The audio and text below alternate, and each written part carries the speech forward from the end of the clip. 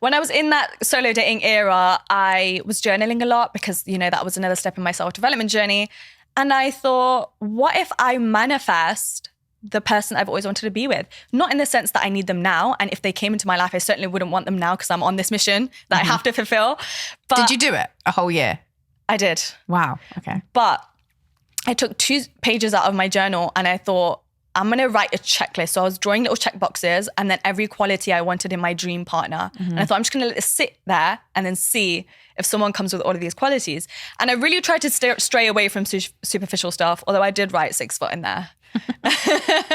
But I wrote things that he would be into. So I remember, likes museums, likes books, because I'd never been in a relationship with someone who had similar interests to me, which is kind of crazy. Really shows that my standards Where just went there. did you meet these other people if they didn't God, weren't I was just accepting anyone. I was like, come on, if you're going to give me attention. I can't even remember half of the things in that list. Even I think kind of where he's from, what kind of job he has, just qualities. And I let that just sit there. And then 6 months later, it was the 6-month mark of my self-love journey. And I was just on Twitter one day and I was scrolling through and I saw this picture that someone had tweeted of a museum exhibition that I had seen 5 years prior, and I'd been wanting to go to this exhibition for ages. And seeing that image again, I was like, oh my God, it's that, it reminded me of it. So I liked it. And then I went about my day. That was my current boyfriend's tweet. And we had no idea about each other. We had no mutual people, complete strangers. So he saw that I liked it. So he went to my Twitter profile and found my Instagram through there. And he had no idea who I was. I didn't have a following or anything at that point. So he went to my Instagram and he followed me. And I was doing a Q&A on my stories with my followers, asking them to give me museum recommendations because I was going to be in London the next day. So he used that to start a conversation with me. He was like, oh, could you send me your museum recommendations because I would love to go as well. And I was like, this guy is exactly my type and he likes museums. Interesting, because I wrote that on my list and I'd never considered that before. But it was a really nice, wholesome way to start a conversation because I didn't think he was flirting with me. So we were talking about our favorite exhibitions. Then we were talking about our favorite books. Then we were talking about our travel list. And I'm like, this is a stranger and we're having such a deep and meaningful conversation. So I was like, oh, well, this is nice. And then he was like, I'd love to take you on a date. And I thought, oh, I don't know, because I'm in my self-love era. But I went on it and it was really good. But I came back from the date and I thought, no, I can't abandon my promise to myself. So I texted him and I was like, this isn't going to work.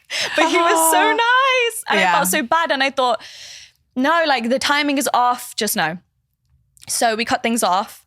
And then he just wouldn't leave my head. I was like, I can't stop thinking about him. He was actually such a nice person. I've never met anybody like him. So 3 months later, it's now autumn time of that year. I just randomly text him out of the blue.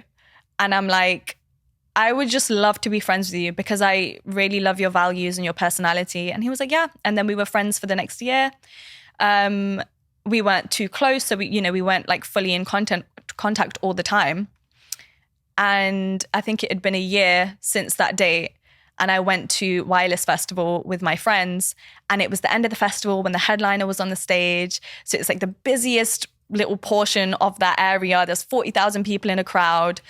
And I'm just looking around and I look over here and he's 2 people away from me and I haven't seen him in 6 months.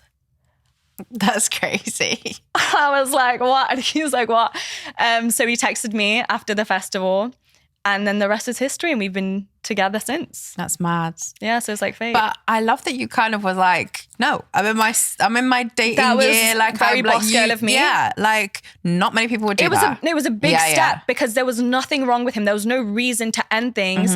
But I was like, if I continue this, you made a promise to yourself. Exactly. Because I was going to say to you, what if you had found someone that you thought in that time was the person that was right for you? Well, it happened. And I just find it weird that he came into my life at that point in time as well. And he came back into it when you were obviously in a position. And he was so understanding when I said, no thanks, but let's just be friends. He was like, okay. Not many guys would do that either, I would reckon. But we talk about it so now. Maybe that's a real crucial point to the relationship. I think so. He was like, from the moment I met you, I knew that you were going to be the one for me. So he was like, I was willing to just wait and put the work in.